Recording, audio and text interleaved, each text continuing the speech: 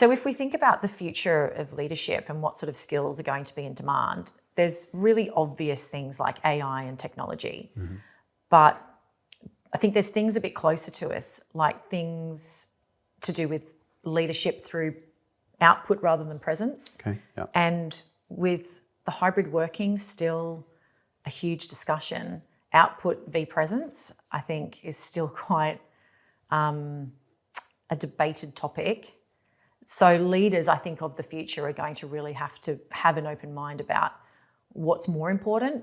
Is it presence? Is it output? And that's going to be so different in every business. What do you find? I think, although it's something which is very much prevalent and required now, I think emotional intelligence is a really, really important part for any leader. I think the feedback, the knowledge, the insights we get from the clients we talk to across the globe are that, people buy into people and their leaders need to inspire them. They need to impress them. They need to be people that they believe in. And the ability to engage with people, to have the interpersonal skills is really critical. And I think particularly, as you say, clearly there's all kinds of different changes, opportunities, challenges that will come through things like AI, actually relating back to the human and having emotional intelligence and being able to build rapport with people, whether that's in person or whether it's on a more global virtual footing, will absolutely be something that people and senior leaders will need to have as their skill set.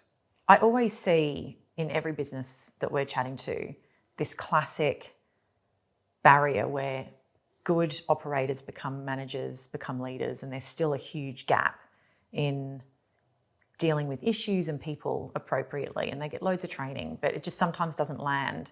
Do you find that have you ever seen a business do leadership and management really well? I think looking across our global client base and the clients we work with around the world, there are certain organizations, perhaps because of the industries they work in or the sectors they focus upon, that are probably stronger than others. Some businesses are very technically focused and therefore possibly less focused around people and emotional intelligence. For many, it's a natural, innate, inbuilt skill or capability. I think you can absolutely enhance that through development, whether that's one-to-one coaching or broader, wider development. But I do think often it comes back to the kind of the individual and understanding their capability, where their strengths are, where their limitations are, and they're really taking feedback on that, perhaps from an independent third party or coach on how to improve and work on that. It's really interesting to see how we shouldn't really continue on that trajectory of having leaders that can't lead, but I still feel like we've been talking about it for 25 years.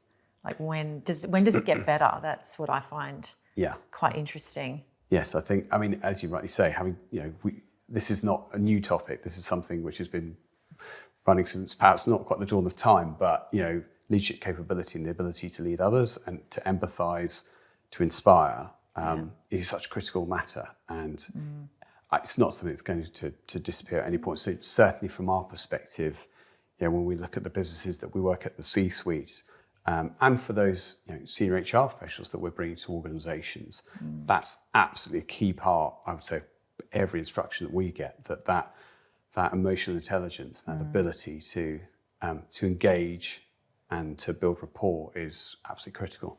Do you feel like inspirational leadership is shrinking?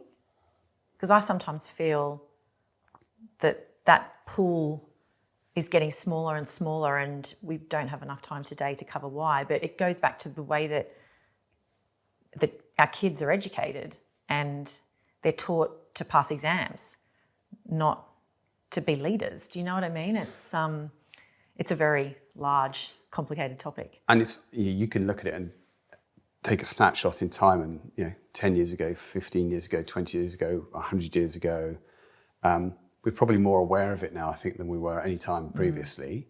And it's also possibly reflected the time that you live in, the time you have grown up in, and the kind of the events that you've seen perhaps around the world, and leaders that may have inspired or been hugely successful, and then sort of drawing lessons and learning from them.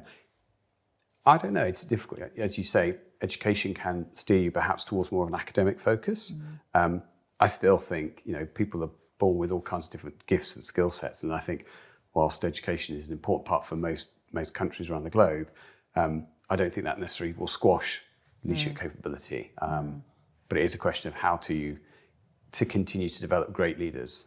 I think there's actually more opportunity now looking forwards around great leaders with so much change and evolution, albeit not at a fast enough pace, but across different genders, ethnicities, different people coming into more senior roles in leadership. I think that will give state of the office a much more diverse pool of talent for people coming into that space, but just the perspectives of people, which historically it has been, white men, white middle class men in that space, and that opening up of leaders who are coming from different experiences, different backgrounds, different places across the globe. I think that's a great opportunity and a really positive thing for us, to look forward to.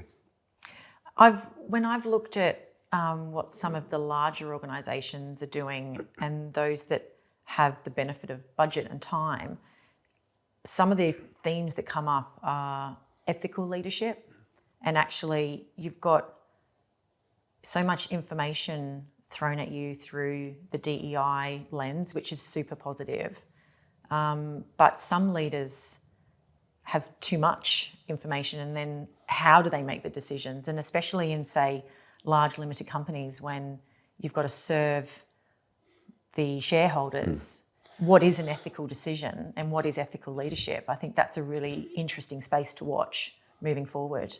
I think decision paralysis is kind of one of those things that you're talking about there, that in organizations these days, particularly in big global organizations where you're in the spotlight, leaders have to say the right thing at all times, not to step out of line, whether that be running a business, running a government. There is so much more opportunity because of the speed and pace that media moves at now. There's so much opportunity to trip up at any one moment. So it is one of those things that perhaps maybe stifles leadership, in that our leaders can be concerned that by saying something too far one way or the other, you may upset shareholders, or you may upset stakeholders, or your